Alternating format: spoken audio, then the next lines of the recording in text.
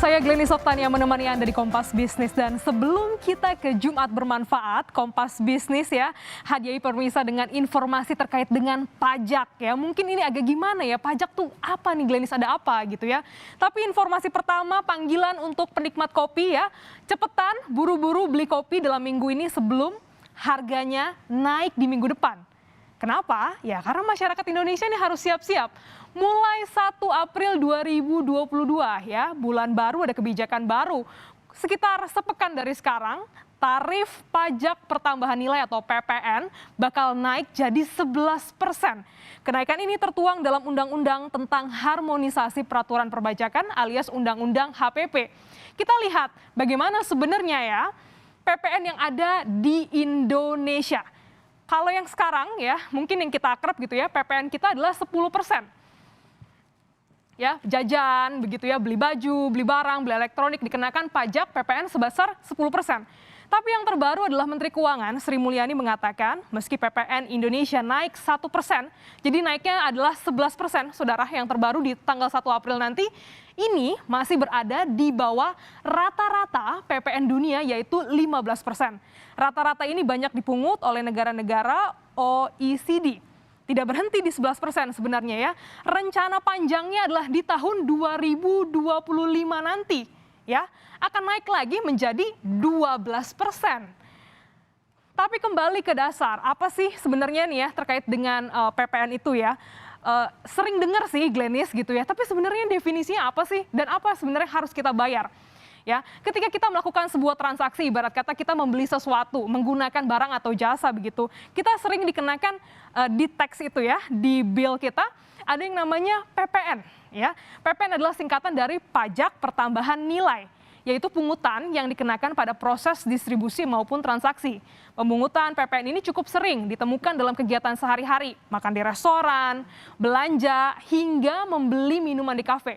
Coba deh, mulai perhatiin lagi nih, PPN yang Anda terima tuh berapa sih sekarang?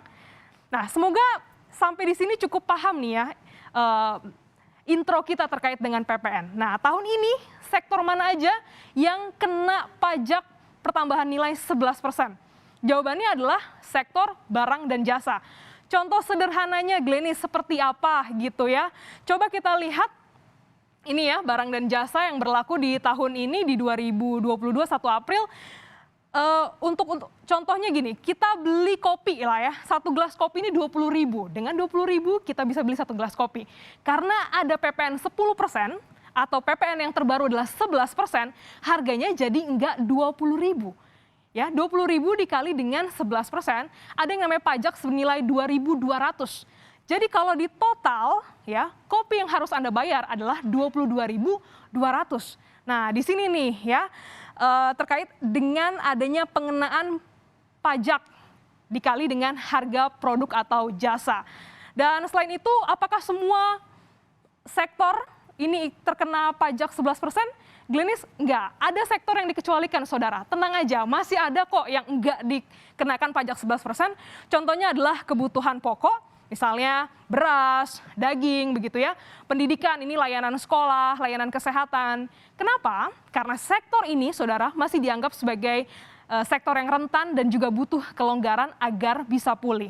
Lantas sebenarnya kita lihat juga, di saat seperti ini ada kenaikan pajak 11%, terus kita bayarnya jadi lebih mahal begitu. Sebenarnya di dunia atau di Asia lah skupnya gitu ya. Bagaimana dengan PPN-PPN yang ada di Asia?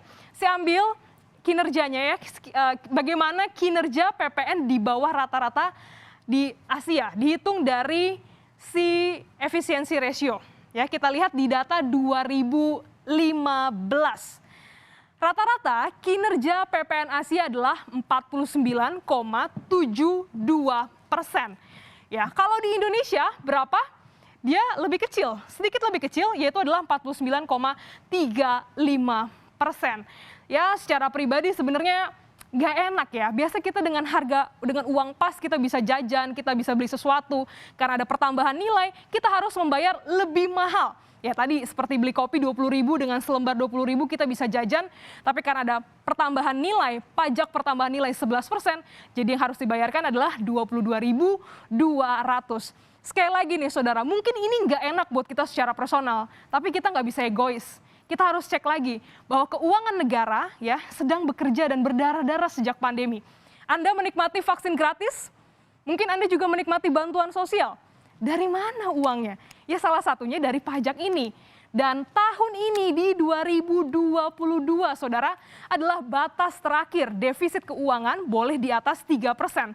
Tetapi tahun depan harus kembali ke 3%. Menurut Indef, setidaknya untuk menekan defisit anggaran saat ini di atas 5%, pemerintah butuh pendapatan mencapai 600 triliun sampai 700 triliun rupiah. Jadi ingat nih ya, ayolah golongan-golongan sultan, crazy rich ya, makin banyak dong spill-spill rekening ya, biar kinerja pajak juga optimal dan juga membantu ya. Jadi spill terus, pamer terus, flexing terus supaya nantinya nih ya, bukan rakyat kecil yang digencet, tapi juga memang orang-orang yang harusnya bayar pajak ini punya kewajiban untuk juga bangkit membantu ya pajak di Indonesia. Demikian, coba kita lihat juga nanti bagaimana belanja kita di tanggal 1 April 2020, apakah juga akan naik sebesar 11%.